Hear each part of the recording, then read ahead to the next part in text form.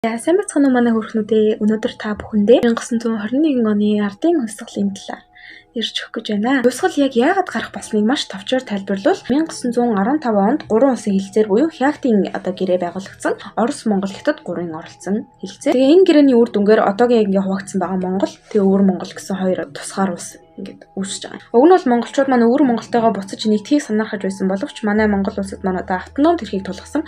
Автономт эрх гэдэг нь болохоор өөртөө эзэрхэх хэрэгтэй. Өөртөө эзэрхэх эрх байгаа боловч яг Хятадын хараанд ор байна гэдэг эрхийг хэлж байгаа. 1917 онд Орос товсгол гарсан. Товчхондоо гэвэл хаанд засагнаар коминтернууд одоо төрийн мэдлэлд гарсан гэсэн үг.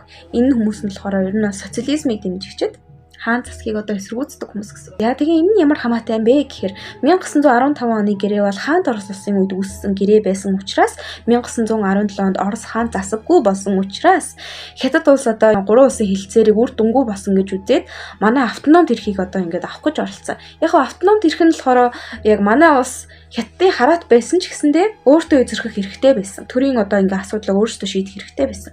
Харин одоо энэ автоном засаг байхгүй болсон тохиолдолд манай улс бүрэн Хятадын хараанд орох нөхцөл үүсэж байгаа гэсэн үг. Шууд ханаар хэлэхэд бол маш их дээрлэл хийж эхэлсэн. Тэгээ Хятад улсаас Сюшүжан гэдэг цэргийн эрхтэн хурж ирээд Богд хааны байрлаж байгаа газрын үүдэн тойруулаад дүүрэн цэргийн хүмүүс авчираад манай хааныг сүрдүүлж эхэлсэн. Удамжаар дүүрэн жагсаж байсан. Тэгээд ингэж их сүрийг хөдөлсөн учраас манай хаанд өөр арга байгаагүй. Тэгээ 1919 оны 11-р сарын 22-нд Сюшүжан Монголын автоном засгийг унагасныг зарлаад тэгээд Богж авцантан хотогтыг Хятадын ерөнхийлөгчийн зурганд сүгдэж мөргүүлсэн.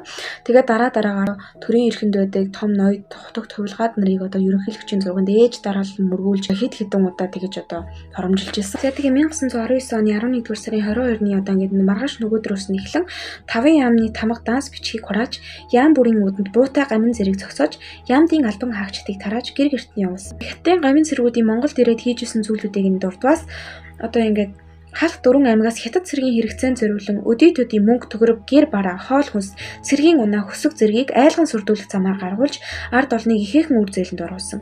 Шууд дээрмээр авах жишээний. Тэгээ хүрээний ойролцоо байгаа айл үрхийг буу тулхан алан хэмээн айлгаж хүний унсан эмээлтэй хазаартай морийг булаан унах.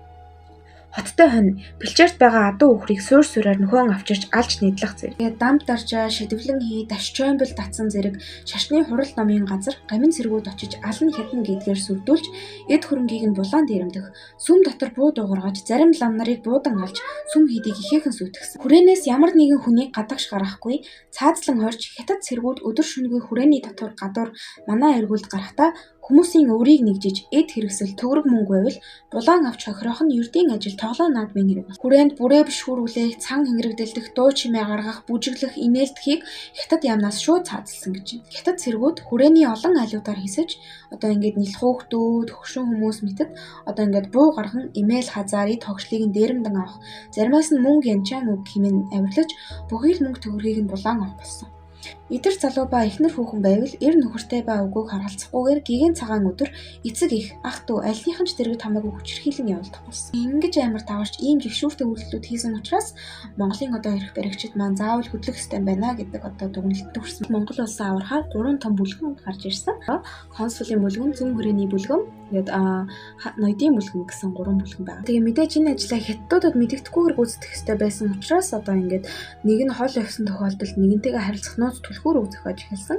Тэр нь маш сонирхолтой. Тэрийг дараагийн дугаар дээр маш дэлгэрэнгүй та бүхэндээ харуулна. Орос улсад эхний 2 хүнээ шодож суугалсан байгаа. Эхний 2 хүн маань болохоор хорлоогийн чой болсон, солин данзан 2-ын хор болсон. Тэгээ энэ хоёр маань ямар үүрэгтэй явж байгаа вэ гэхээр нэгдүгээрт Монголын хэлийг нууцаар нэвтрэн гарч Троцкосовск хүрч Оросын консул О.И. Максимектэй уулзан цааш явах замыг заалгах. Хоёрдугаарт нь болохоор зохих газраа хүрмэгц Оросын байдал, өөрсдийн хэрэг явдлын талаарх ил мэдээг Гимбержевский, Кучеренко нарт нууцаар нэвтрүүлж намын нөхдөд мэдэгдэх. Гуравдугаарт нь болохоор явах замд боогдох, саатах, бичиг загтал нэвтрүүлж үл болон өөр бусад онц шалтгаан гарваас нууц утасны дэлгүүрээр харилцах.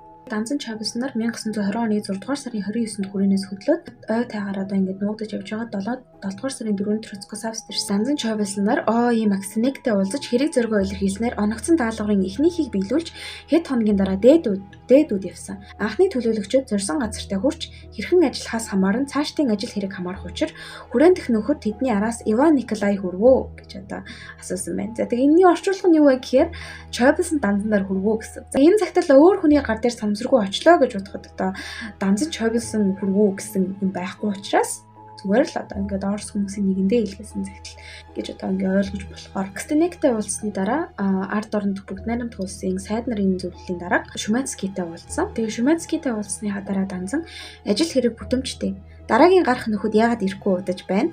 Богдын тамхтай бичгийг авчир гэсэн цахилгаан утсыг хүрээнд илгээсэн ч цааш ирэх нь тодорхойгүй байжээ. Бүх юмаа ингээд маш зөв төлөвлөсөн төлөвлөгөөнүүд нь бүгд маш амжилттай болсон нэг зэрэг.